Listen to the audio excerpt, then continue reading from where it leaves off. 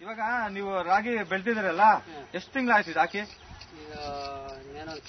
ತಿಂಗಳು ಆಗ್ತಾ ಬಂದಿದೆ ಅಲ್ಲ. ಇವಾಗ ನೀವು ಯಾವ ತಳಿಯ ರಾಗಿ ಹಾಕಿರೋದು ಇಲ್ಲಿ? ಪಿಚ್ಕಡಿ ರಾಗಿ. ಸುಮಾರು ಎಷ್ಟು ವರ್ಷಗಳಿಂದ ನೀವು? 15-20 ವರ್ಷದಿಂದ ಆಗ್ತಾ ಇದೆ. ಅದು ನಿಮ್ಮನೆಯಲ್ಲಿದ್ದ ರಾಗಿನಾ? ಯಾಕೆ ನೀವು ಬೇರೆ ರಾಗಿ ಇವಾಗ ತರಲ್ವಾ? ಇಂಡಾಪಲ ತರ್ತಾರಲ್ಲ, ಅದನ್ನ ಯಾಕೆ ತರಲಿಲ್ಲ? ಎಲ್ಲ ಅವಾಗ ಆಗ್ತಿದ್ವು, ಈಗ ಅದೆಲ್ಲ ಆಗ್ತಾ ಇಲ್ಲ. ಈ ಪಿಚ್ಕಡಿ ರಾಗಿ ಆಗ್ತಾ ಇರೋದು, ಅದಕ್ಕೋಸ್ಕರ ಈ ರಾಗಿ ಎಲ್ಲ ಆಗ್ತಾ ಇರೋದು.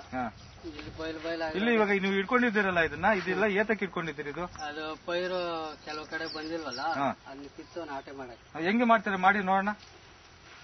ಹೊಡೀರಿ. ಹಂಗಾಗಿ ಆ ಲೈನ್ ನೆಲೆಲ್ಲ ಮಾಡ್ಕೋಬೇಕಾಯ್ತು.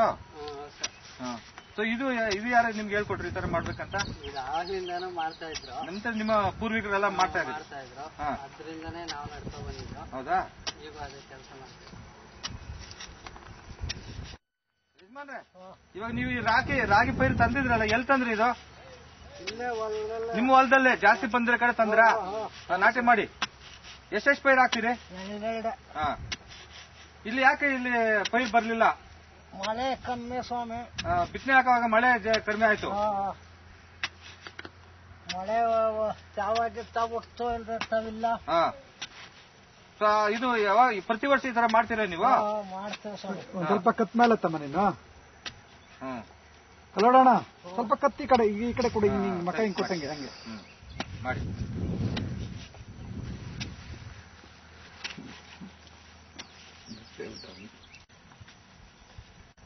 ಮತ್ತೆ ಇವಾಗ ಈ ತರ ಮಾಡ್ತಿರಲ್ಲ ರಾಗಿ, ಈ ತರ ಇದು ಚೆನ್ನಾಗಿ ಬರ್ತದ? ಮೊದ್ಲು ಬೀಜದಿಂದ ಬಂದಿದಲ್ಲ ಅದು ಚೆನ್ನಾಗಿ ಬರ್ತದೆ? ಇದೇ ಚೆನ್ನಾಗಿ ಬರೋ ಸ್ವಾಮಿ. ಇದು ನಾಟಿ ಮಾಡೋದು ಚೆನ್ನಾಗಿ ಬರ್ತದೆ. ಬರ್ತದೆ. ಸರ್ ನೀವು ಕೆಲವರೆಲ್ಲ ಮಾಡ್ತಾರಲ್ಲ ಮತ್ತೆ ಒಂದು ಕಂಪ್ಲೀಟ್ ಒಂದು 1/4 ಎಕರೆ ಅಷ್ಟು ನಾಟಿನೇ ಮಾಡ್ತಾರಲ್ಲ, ಅದು ಚೆನ್ನಾಗಿರ್ತದಲ್ಲ? ಪೈರು ಬೇರೆ ಕಡೆ ಬೆಳೆಸ್ಕೊಂಡು ಆತರ ನೀವ್ ಯಾಕೆ ಮಾಡ್ಲಿಲ್ಲ ಯಜಮಾನ್ರೆ? ಅಂದ್ರೆ ಕೆಲವು ಟೈಮ್ನಲ್ಲಿ ನಿಮ್ಗೆ ಮಳೆ ಬರುದಿಲ್ಲ, ಆ ಪೈರು ನೀವು ಅಲ್ಲಿ ಮಾಡಿರ್ತೀರಲ್ಲ ಅದು ಇದಂದ್ರೆ ವಯಸ್ಸು ಜಾಸ್ತಿ ಆಗ್ಬಿಡ್ತದೆ. ಆಮೇಲೆ ನೀವು ಜಾಸ್ತಿ ಒತ್ತು ಪೈರು ಇರ್ತದಲ್ಲ, ಅಲ್ಲಿನೂ ಅದನ್ನ ತಿನ್ನಿಂಗ್ ಮಾಡ್ದಂಗ ಆಗ್ತದೆ, ಅಲ್ಲಿ ಸಿಗದಂಗ ಆಗ್ತದೆ. ಪೈರು ಇಲ್ಲ ಕಡೆ ಅದು ಮಾಡ್ದಂಗ ಆಗ್ತದೆ. ಓಕೆ ಯಜಮಾನ್ರೆ, ದೇವ್ರು ಒಳ್ಳೇದ್ ಮಾಡಿ.